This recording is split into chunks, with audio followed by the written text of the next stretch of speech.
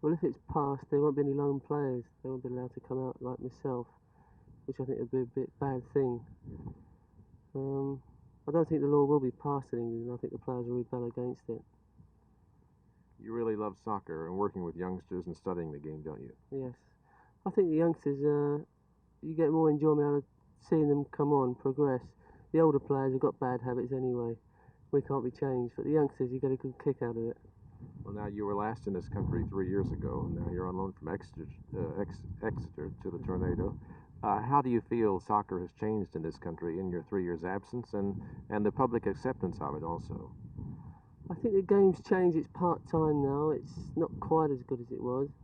But I think the crowd are coming more in quantity now, and it's the Americans that are coming, not the ethnic groups. Would you like to settle in this country and work with youngsters or coach in soccer? Yeah, I'd love to. It's a great country. I don't think people appreciate it out here as much as we do coming over. And of course, the money's a great help. What do you think about the New York club? Will the stimulus of all these youngsters here at Franklin Field Saturday night help give you fellas an edge? I think so. They're not a bad club. They've let quite a few goals in, and we're due to score some goals soon. We've had a lean time lately. I think the kids behind us will help us. Well, you have not a reputation, but you're building some sort of a legend of scoring disallowed goals, aren't you? I think the referees don't like me somehow. I don't know why. Maybe because I'm small, they're picking on me. But I hope one day they'll let me have one.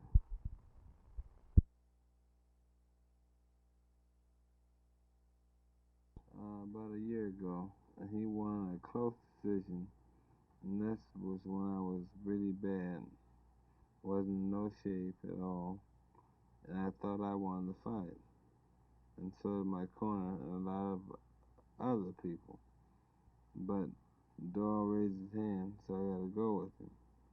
But this time, I don't expect the fight to go to the judge's decision. You anticipate an early knockdown then? Knockout? No, not early, but late. Like in the 6th or 7th round. 6th or 7th? Yeah. Would you expect, well, if you fought him, you know his style. Would you expect a slugging match? Boxing from him? Doyle can slug. He's a good boxer, a very good boxer. And I'm a boxer myself, but I can punch. And if Doyle wants to stop the slug, well, I sure wouldn't hesitate to slug with him, because I can slug and he can't. So if I know the fight's going to be a very good boxing match, it's going to be a good fight. Well, you said the last time you fought him you weren't in shape. Are you this time? This time I'm in shape. I'm living complete. My whole life has been a complete turnabout. From wine, roses, and song women, just sleeping and training.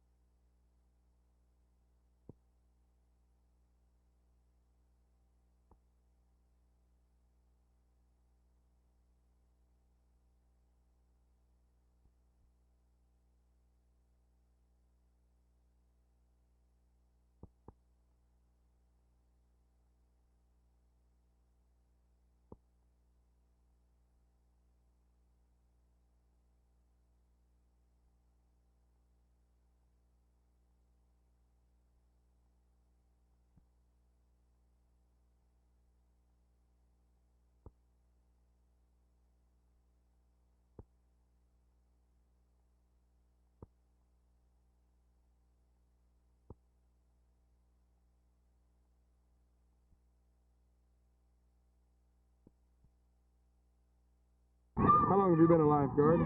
This is my 2nd year. Are you here because it's a job, or are you here for some other reason? Well, I don't know. I like kids and I like to be around them, and it pays pretty good for sitting around doing nothing. Speaking of sitting around doing nothing, have you ever had to pull anyone out? Yes, I haven't this year. I did a bunch of times last year. They People on the verge of drowning? Nothing really serious because we just don't, everybody around here knows how to swim a little bit, but some people just get in trouble. What do you find the most interesting about being a lifeguard? I guess meeting all the people, the different people that you see here. How do you put up with all the bunch of kids like this that are always gathering around getting in the way? Well, if they like you, it's easy, and if you like them, it makes it a lot better. They're all pretty sweet, so it's... Even that one? Yeah, they're all nice. Thank you. I guess really it doesn't make a whole lot of sense to stand around and talk about swimming, because if you take nice cool water like this, a bunch of fun-loving kids like this, and no school, they're bound to all get together and have a good time. This is Roger McDonald, Channel 8 News on the Move, at the swimming pool in North Dallas.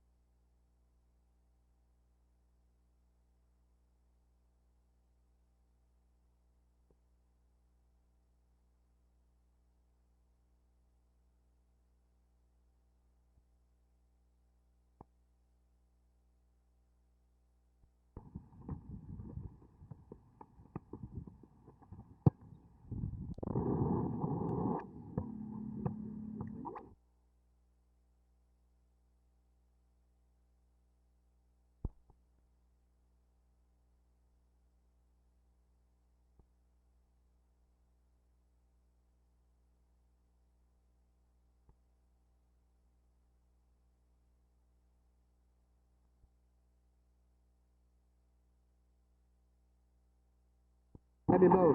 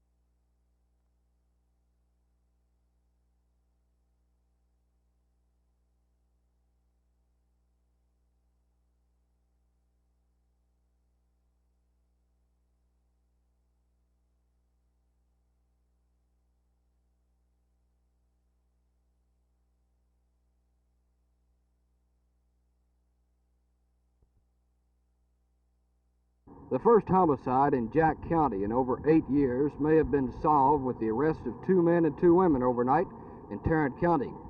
The 4 arrested are identified as 45-year-old Ralph Brown and his wife Doris, also 34-year-old Leroy LaFoon, and a woman said to be his girlfriend, Charlotte Hamilton. The 4 were arraigned this morning before County Judge John Lindsay in Jacksboro for the deaths of Deanne Cloninger and Edith Shores, 2 women from Haltom City. I talked with Jack County Sheriff Hubert Jackson, who assisted in the arrest last night. Jack County. As far as I know, it will be held in Jack County. Has bond been set as yet for any of them? No, bond has been denied on all 4. The Cloninger woman and Shores woman were found in a stock tank about 6.5 miles southeast of Jacksboro on April 24th of this year. Both had been beaten, one had been shot, and both were bound with wire and weighted before being left in the tank. The women were believed to be members of a burglary team before their deaths, according to law officials. Brown and his wife, LaFoon, and the Hamilton woman are all being held without bond here at the Jack County Jail, with 2 counts of murder against each. Their trial is expected to be set in the near future. Jim Green, Channel 8 News on the Move, Jacksboro.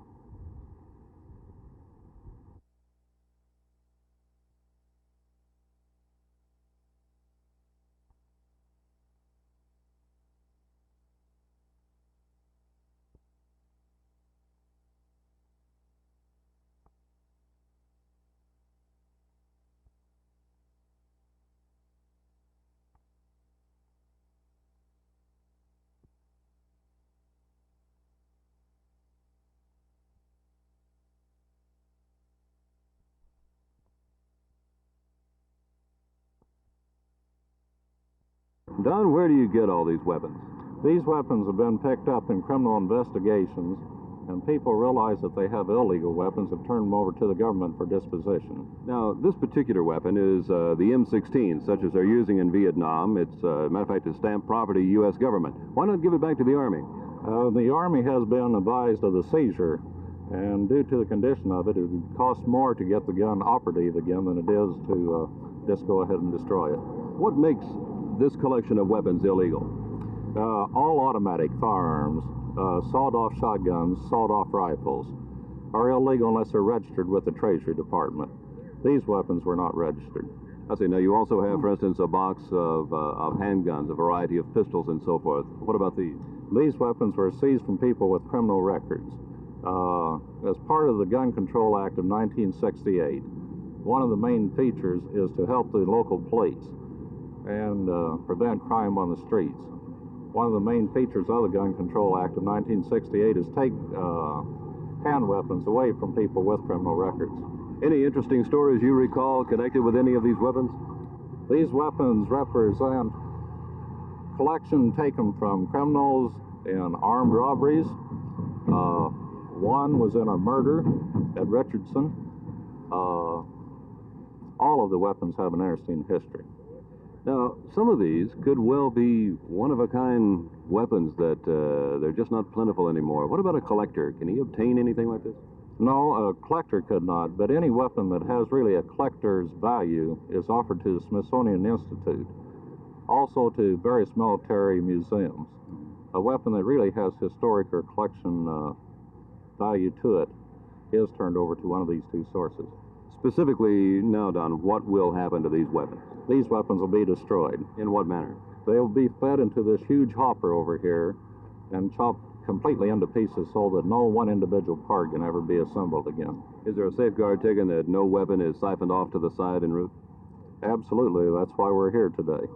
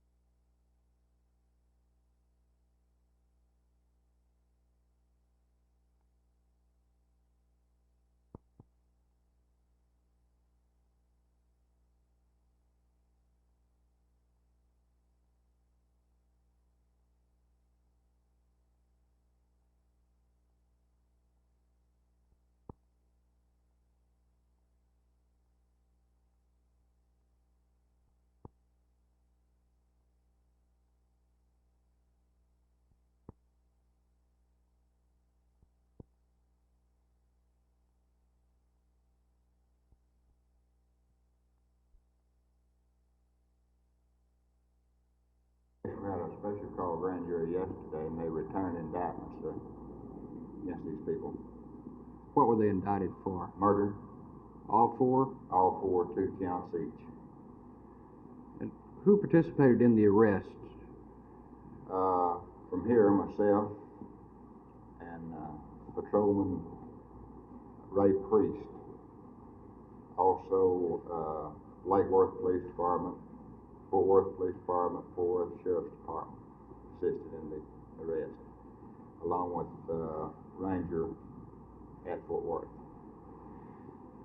What are the steps to be taken now with the prisoners? We'll have to wait for a trial. We're waiting a trial at this time. Have they been arraigned at this time? Yes, they have been arraigned.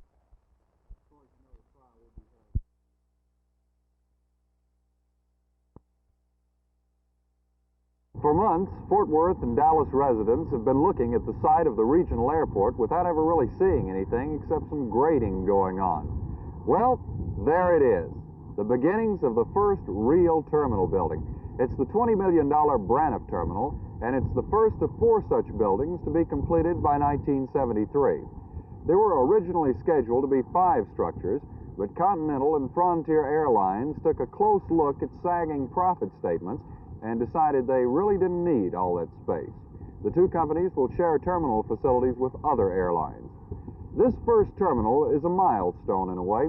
It indicates that most of the subsurface drainage and construction is finished, and the progress of the regional airport is going to be more obvious from now on. Jay Lewis, Channel 8 News on the Move at the Dallas-Fort Worth Airport.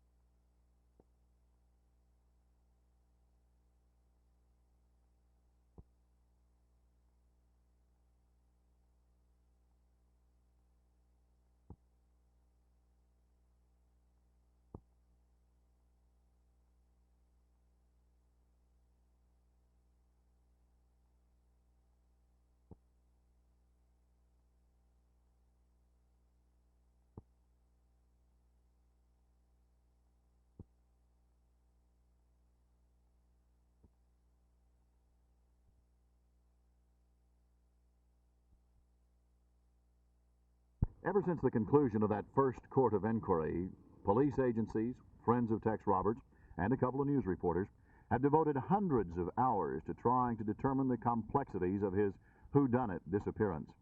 Let's review briefly what happened.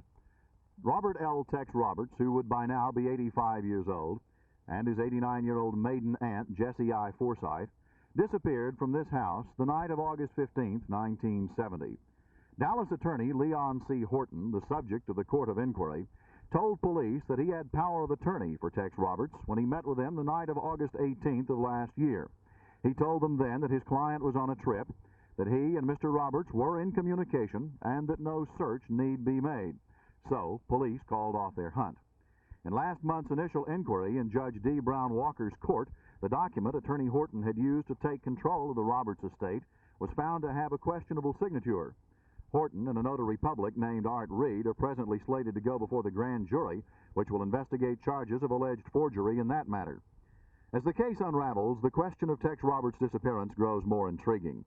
The first message received by any of Roberts' friends or associates after his disappearance was this notice to tenants. It says he's going to be away for a while and that Leon C. Horton will be managing his affairs. The signature is slanted to the left.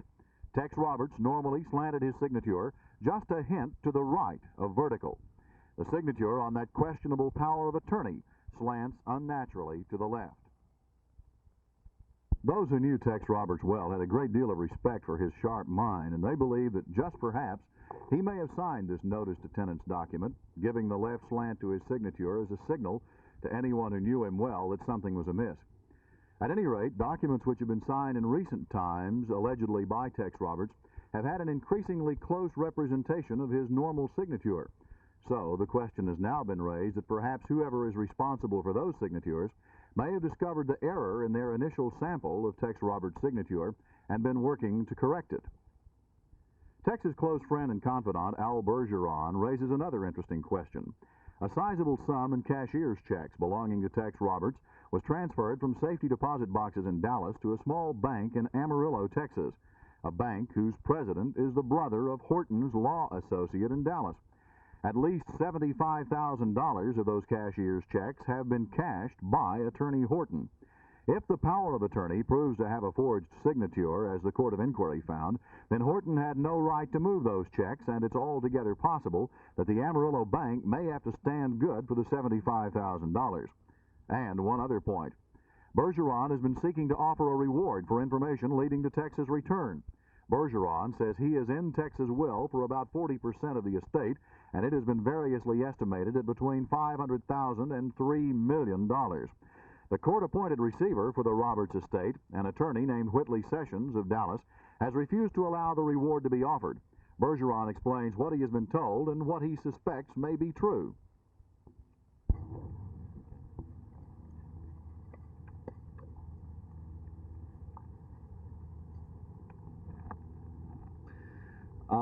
Mr. Sessions told me that reward money could not be taken out of the estate. What are you going to do about a reward?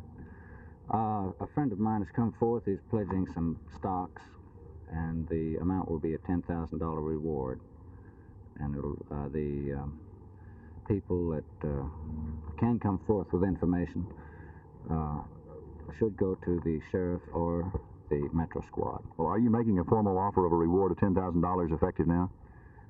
Technically, yes.